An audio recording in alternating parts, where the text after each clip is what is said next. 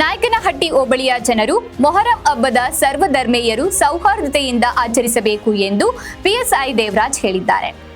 ಪಟ್ಟಣದ ಪೊಲೀಸ್ ಠಾಣೆಯಲ್ಲಿ ಶನಿವಾರ ಹಮ್ಮಿಕೊಂಡಿದ್ದ ಮೊಹರಂ ಹಬ್ಬದ ಶಾಂತಿ ಸಭೆಯನ್ನ ಉದ್ದೇಶಿಸಿ ಮಾತನಾಡಿದ ಅವರು, ಹಿಂದೂ ಮುಸ್ಲಿಂ ಸೌಹಾರ್ದಕ್ಕೆ ಹೆಸರುವಾಸಿಯಾಗಿರುವ ಮೊಹರಂ ಹಬ್ಬವನ್ನ ಎಲ್ಲರೂ ಶಾಂತಿಯುತವಾಗಿ ಆಚರಿಸಬೇಕು.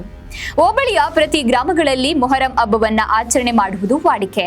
ಮೊಹರಂ ಹಬ್ಬದಲ್ಲಿ ಚಿಕ್ಕ ಕೆಂಡೋತ್ಸವ ಮತ್ತು ದೊಡ್ಡ ಕೆಂಡೋತ್ಸವ ದಿನ ಗ್ರಾಮದ ಹಿರಿಯರು ಜವಾಬ್ದಾರಿ ವಹಿಸಿ ಧಾರ್ಮಿಕ ಆಚರಣೆಗೆ ಯಾವುದೇ ಧಕ್ಕೆ ಬಾರದಂತೆ ಮುನ್ನೆಚ್ಚರಿಕೆ ಕ್ರಮ ವಹಿಸಬೇಕು.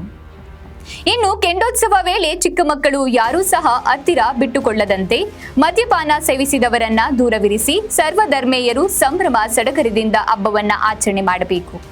ಇನ್ನು ಪ್ರತಿ ಗ್ರಾಮದ ಮುಖಂಡರು ಪೀರ್ಗಳನ್ನ ದಫನ ಮಾಡುವಾಗ ನಿಮ್ಮ ಮಾರ್ಗಗಳನ್ನ ನಮಗೆ ತಿಳಿಸಿ ತಂಟೆ ತಕರಾರು ಮಾಡದೆ ಹಬ್ಬ ಆಚರಿಸಬೇಕು ಎಂದರು.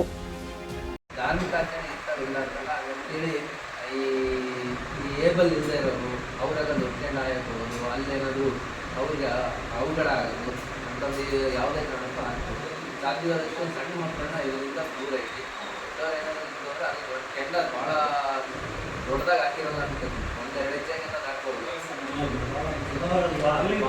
ಭಾಳ ದೊಡ್ಡದಿದ್ರೆ ಭಾಳಷ್ಟು ಸೇಫ್ಟಿ ಅದೇ ಜ್ವರ ಓಡೋಗ್ತಿರ್ತಾನೆ. ಓಡೋದಂಥ ಸಂದರ್ಭದಲ್ಲಿ ಸ್ವಲ್ಪ ವೇರಿಯೇಷನ್ ಆಗಿ ಒಂದು ಕಲ್ಲನ್ನು ಬಿಟ್ಟು ಮತ್ತೊಂದು ಆಗ್ಬೋದು. ಅದಕ್ಕೆ ಸಂಬಂಧಪಟ್ಟಂತೆ ನೀವು ಸೂಕ್ತ ಎಚ್ಚರಿಕೆ ಕ್ರಮ ಏನೈತೆ, ಮುಂಜಾಗ್ರತೆ ಕ್ರಮ ಇನ್ ಕೇಸ್ ಇದ್ದರೆ ಫಸ್ಟ್ ಏಡ್ ಏನು ಮಾಡ್ಬೋದು, ಅವ್ರಿಗೆ ಇಮಿಡಿಯೇಟ್ ಎಲ್ಲಿ ಆಸ್ಪತ್ರೆಗೆ ಏನು ಮಾಡ್ಬೋದು ಅನ್ನೋದು ಕ್ಲೀನಾಗಿ ಅವ್ರಿಗೆ ಯಾರಾದರೂ ಎಮರ್ಜೆನ್ಸಿ ಇತ್ತು ಅಂದರೆ ದೊಡ್ಡದು ಕೆಂಡ ಇದ್ದು ಜಾಸ್ತಿ ಜನ ಇತ್ತು ಅಂದರೆ ಇಲ್ಲೇ 112ಗೋ ಅಥವಾ ಹಾಸ್ಪಿಟಲ್ ಹೇಳಿ ತಂದಷ್ಟು ಯಾರಾದರೂ.